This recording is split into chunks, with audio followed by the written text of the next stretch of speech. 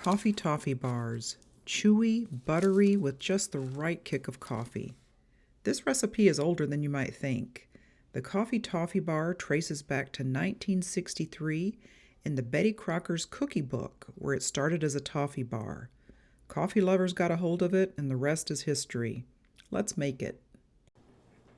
Now I've preheated my oven to 350 degrees, and first we're going to mix together our dry ingredients. Now in the description box below, I'll put both a full recipe and a half recipe. The full recipe is for a 13 by 9 inch pan.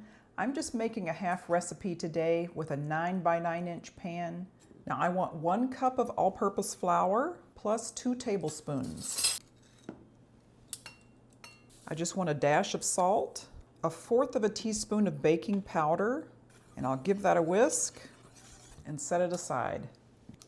Next, in a medium bowl, I want a 1/2 cup of butter. I'm using salted butter, and it needs to be softened.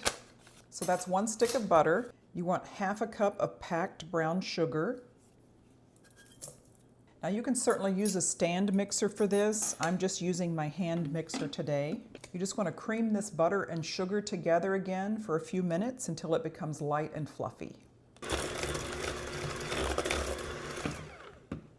Now next, I want to add in 2 teaspoons of instant coffee granules. I'm using this Nescafe Classico coffee. It's a dark roast version. Nescafe has been around for many, many years, so that just adds into the vintage recipe. I want a 1/2 teaspoon of almond extract. Now you can also use vanilla extract if you want. I just want to mix this together very well until those coffee granules start to dissolve. So that's pretty good. You just need to do that for about 1 to 2 minutes. Now you'll notice there's no eggs in this recipe, and that's because it's more of a shortbread type base. And there's also no toffee actually in this recipe, but you get that flavor profile from the brown sugar and the butter and the other ingredients that all work together here. So now you just need to gradually add your dry ingredients that we mixed up.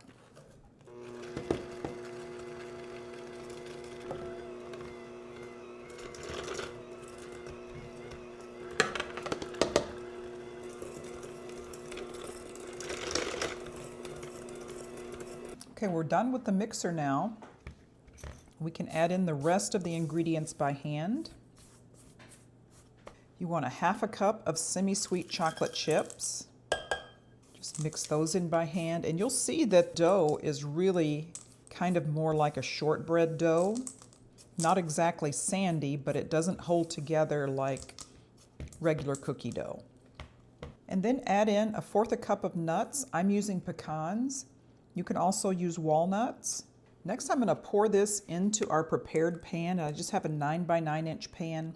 Now I put parchment paper in here. You can just use cooking spray or butter, whatever your preference is. I always find it easier to do parchment paper, plus it protects my pan.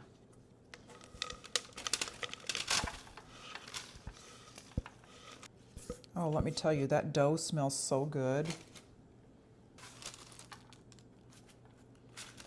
Now, if you had some toffee bits and you wanted to add it to this mix, stir it into this mix with the chocolate chips, or you could replace some of the chocolate chips with toffee bits.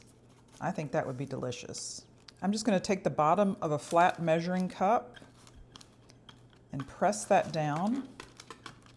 And you want it to be even thickness all around so that it cooks evenly. All right, so everything is pressed in. Looks nice and even.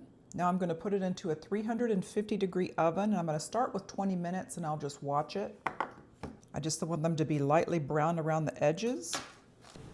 Okay, these were in the oven for about 23 minutes. You see how they're lightly browned around the edges.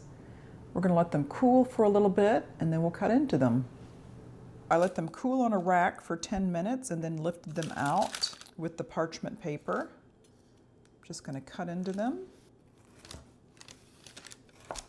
Now a 9 by 9 inch pan will make about 12 pretty good size cookies. Of course, you can cut them in whatever size you like. Nice and thin. Okay, now for the taste test of the homemade Coffee Toffee Bars.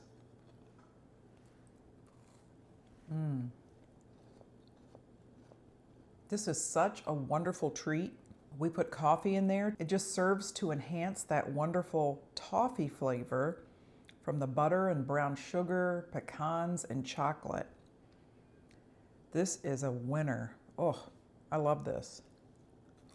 This is definitely a vintage bar from the 60s, but it's a wonderful, timeless flavor. It is so delicious. I really hope you try these Coffee Toffee Bars. And if you do, comment down below and let me know how they turned out for you. Thank you so much for joining me today on Hope's Homemade Kitchen as we made a vintage Coffee Toffee Bar. If you tuned in today looking for some desserts, check out my desserts playlist. You'll surely find something you like. We'll see you next time.